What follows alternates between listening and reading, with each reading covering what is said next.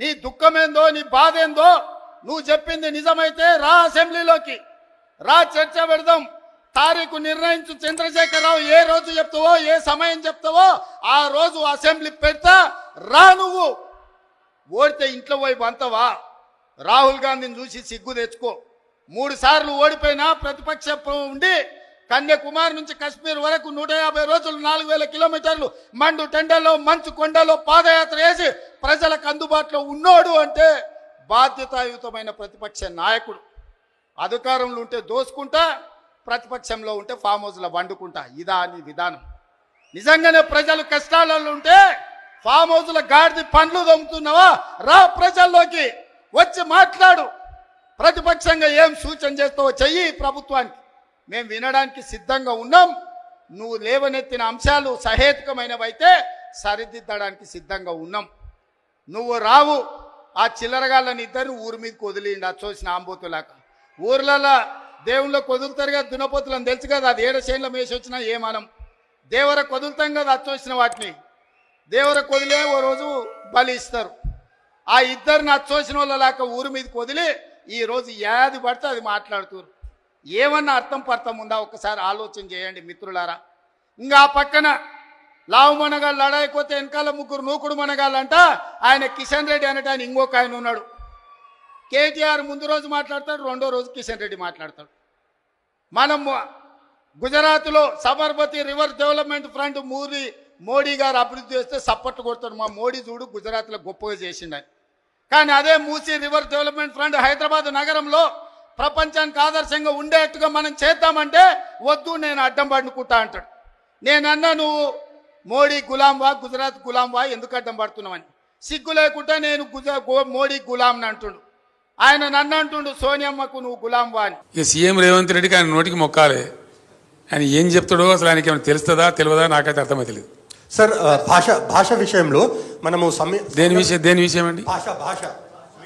భాష నేను మంచిగా మాట్లాడుతున్నా కదా. భాష విషయంలో సంయమనం పాటించాలంటే మనం ఒక పెద్ద మనుషుల ఒప్పందం చేసుకుందామని నిన్న సీఎం ప్రతిపాదన పెట్టింది సార్. ఈ సీఎమా? ఈ సీఎంఏ సార్. అంటే దయాలు వేదాలు వలించినట్టున్నది. నైట్ దయాలు వేదాలు వలించినట్టుందండి అది. ఓకే, మరి చాలా సంతోషం. షెడ్లో ఉన్నది కదా కారు. ఎంత బలంగా వస్తుందో దాని తాటికి రేవంత్ రెడ్డి ఎక్కడ కొట్టుకపోతాడో మీరు నేను ఇద్దరం చూద్దాం. నేను ఏమంటున్నా అంటే, ఒకరోజు రేవంత్ రెడ్డి గారు మాట్లాడి ఇలా సాయంత్రం వరకు నీ దొడ్లు ఎందరూ ఉంటారో చూసుకొని. నా దొడ్డు అయితే ఇంటాక్ట్ ఉంది ఆయన మాట్లాడిన తర్వాత. ఇది కూడా అంతే ఉంది. రెండవది, ఈయననేరే బీజేపీలకు జంపు కొడతాడని కాంగ్రెస్లోనే చాలా అనుమానాలున్నాయి డెఫినెట్గా. ఎందుకంటే ఆయన కేసులు కొలిక్కి వస్తున్నాయి. ఓటుకు నోటు కేసు ఏదైతే ఉందో అది భయంకరమైన కేసు. రెడ్ హ్యాండెడ్గా ఆయన పట్టుబడ్డ కేసు. ఆయన తప్పించుకోలేడు కూడా, ఎవరు తప్పించలేరు. కాబట్టి అది మన కింది మీద అయితే ఈయననే బీజేపీలకు జంపు కొడతాడు కేసులు తప్పించుకోవడానికి పెద్ద ప్రచారం ఉంది. అందులో భాగంగా నిజంగా జరుగుతున్నది ఏంటంటే, నన్ను ఎవరు డైరెక్ట్ కన్సల్ట్ చేయలేదు, కానీ మా పార్టీలో ఉన్న ముఖ్యులను కాంగ్రెస్ పార్టీలో ఉన్నటువంటి ఒక వర్గం అంతా కన్సల్ట్ చేస్తూ ఉన్నారు. కన్సల్ట్ చేయడంగా స్పష్టంగా చెప్తున్నారు సంఖ్యతో సహా.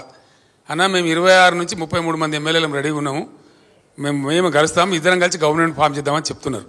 మరి రేవంత్ రెడ్డి తదాస్తు దేవతలు ఉంటారు పైన. మరి అటు నుంచి ఇటు వస్తారో ఇటు నుంచి అటు పోతారో చూద్దాం ఏం జరగబోద్దు.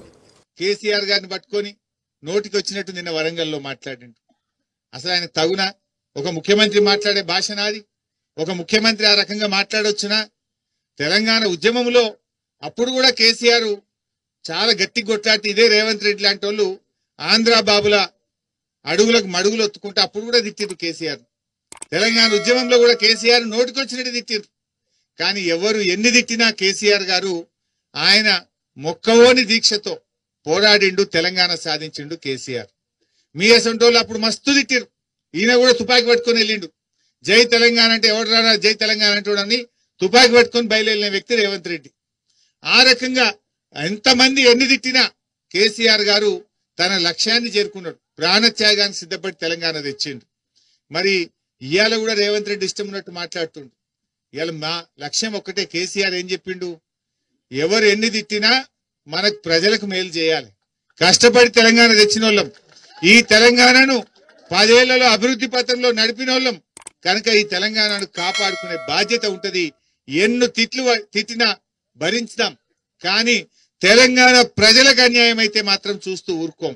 రేవంత్ రెడ్డి మెడలు వంచైనా సరే 6 గ్యారెంటీలు అమలు చేసేదాకా రేవంత్ రెడ్డిని కాంగ్రెస్ నాయకులను ఇడిచిపెట్టం, ఎట్టి పరిస్థితుల్లో ఇడిచిపెట్టం. ఆ రకంగా మనం ముందుకు పోవాల్సినటువంటి అవసరం ఉంది. రేవంత్ రెడ్డి మాట్లాడితే ఈ మధ్య కాంగ్రెస్ లీడర్లు చెప్తున్నారు నాతో, మా పిల్లలు ఏడ ఖరాబ్ అవుతారో ఆయన కనబడంగానే టీవీ అన్న బంద్ చేస్తున్నాం, ఛానల్ అన్న మారుస్తున్నాం అంటారు. ఏం మాట్లాడవి? కేసీఆర్ ఉండగా ఎంత మంచి పేరు తెచ్చుకున్నాడు. గా కరోనాలో కూడా బ్రహ్మాండంగా రైతు బంధు ఇచ్చిండు. ఎండాకాలంలో కూడా 24 గంటల కరెంట్ ఇచ్చిండు కేసీఆర్. చెరువులు బాగా చేసిండు. ఎన్ని చెక్ డ్యాములు కట్టిండే కేసీఆర్, కట్టలేదా?